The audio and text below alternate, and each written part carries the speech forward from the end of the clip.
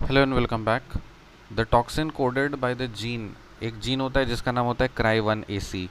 और वो क्या कंट्रोल करता है? वो कंट्रोल करता है कॉटन बॉल वॉर्म्स को। So the proteins encoded by the genes cry 1 AC and cry 2 AB control other pests and cry 1 AB controls corn borer. तो देखो यहाँ पे क्या बोल रहा है कि जो टॉक्सिन होता है ना, वो टॉक्सिन जिसका हम टॉक्सिन्स हैं, जो बीटी बैसिलस थरंजेनेसिस है ना, टॉक्सिन्स रिलीज करता है, तो जीन्स होता है, तो उसका दो कोडिंग होता है। एक होता है क्राई 1 AC और दूसरा होता है क्राई 2 AB। क्राई 1 AC और क्राई 2 AB। सो जो क्राई 1 AC होता है वो किसको अटैक करता है? वो किसको कंट्रोल करता है? कॉटन बॉल वॉर्म्स को अटैक करता है। और ये जो क्राई देखो यहाँ पे cry 1 AC and cry 2 AB control other pests and cry 1 AB control corn borer. तो यहाँ पे जो proteins encoded by the genes cry 1 AC and cry 2 AB, so cry 1 AC और क्राई 2 AB जो है ये कंट्रोल करता है पेस्ट्स को, और क्राई 1 AB कंट्रोल करता है कॉर्न बोरर को। So pest resistant plants can be created using RNAi। RNAi का मतलब होता है RNA interference. Pest resistant plant can be created, तो हम लोग किससे क्रिएट कर सकते हैं? इसको हम क्रिएट कर सकते हैं RNA इंटरफेरेंस से, RNAi से।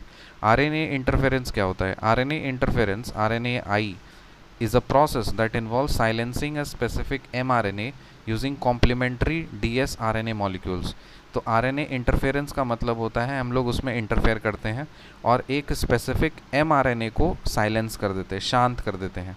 किससे शांत करते हैं? dsRNA मॉलिक्यूल से शांत कर देते हैं। सो RNA इंटरफेरेंस एक प्रोसेस है जिसमें हम लोग एक स्पेसिफिक RNA को साइलेंट कर देते हैं। कैसे करते हैं? dsRNA मॉलिक्यूल से साइलेंट कर देते हैं। फिर RNAi method is based on the natural cellular defence mechanism found in all eukaryotic organisms. जो RNAi मेथड है, that is RNA interference method, ये किस मेथड पे बेस्ड है? ये बेस्ड है नेचुरल सेलुलर डिफेंस मैकेनिज्म पे। जो नेचुरल सेलुलर डिफेंस मैकेनिज्म होता है, जितने भी यूकैरियोटिक ऑर्गेनिजम्स होते हैं उसमें सारे सेलुलर डिफेंस मैकेनिज्म्स होते हैं। नेचुरल सेलुलर डिफेंस मैकेनिज्म होता है सारे यूकैरियोटिक ऑर्गेनिजम्स पे, उस पर बेस्ड है ये RNAi method. By introducing dsRNA molecules, they are complementary to specific pest genes. It is possible to prevent the translation of these genes and protect plants from infestation। तो जैसे ही हम लोग dsRNA molecules को introduce कर देते हैं किसी specific paste jeans पे, तो वो पॉसिबल होता है कि वो ट्रांसलेट नहीं कर सके और वो बचा सके इन्फेस्टेशन से प्लांट्स को। निमेटोड क्या होता है? Nematode that infects the roots of tobacco plants was prevented from causing a reduction in yield through using RNAi based strategies। So एक nematode that infects the roots of tobacco plants was prevented from causing a reduction in yield using RNAi based strategies। तो क्या हुआ? एक nematode है that infects the roots of the tobacco plants. तो tobacco plants है, उसको effect कौन करता है? इन्फेक्ट कौन करता है? वो नेमाटोड करता है। तो उसको हम लोग प्रिवेंट कर लिए। कैसे प्रिवेंट किए? RNAi बेस्ड स्ट्रेटजीज के हेल्प से। Scientist use agrobacterium vectors to introduce nematode specific genes into a plant. तो कैसे हम लोग निमेटोड स्पेसिफिक जीन्स को हम लोग कैसे इंट्रोड्यूस कर सकते हैं प्लांट में? एग्रोबैक्टीरियम के हेल्प से, एग्रोबैक्टीरियम वेक्टर्स के हेल्प से। So the toxin coded by the gene Cry1AC named Cry controls cotton bollworms.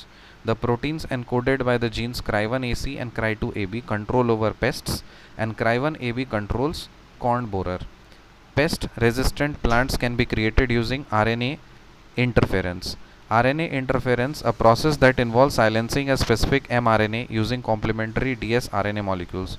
RNAi method is based on the natural cellular defense mechanism found in all eukaryotic organisms। By introducing dsRNA molecules that are complementary to specific pest genes, it is possible to prevent the translation of these genes and protect plants from infestation। So this statement is true। A nematode that infects the roots of tobacco plants was prevented from causing a reduction in the yield using RNAi based strategies। Scientists used agrobacterium vectors to introduce nematode specific genes into a plants। In the next video, till then, bye।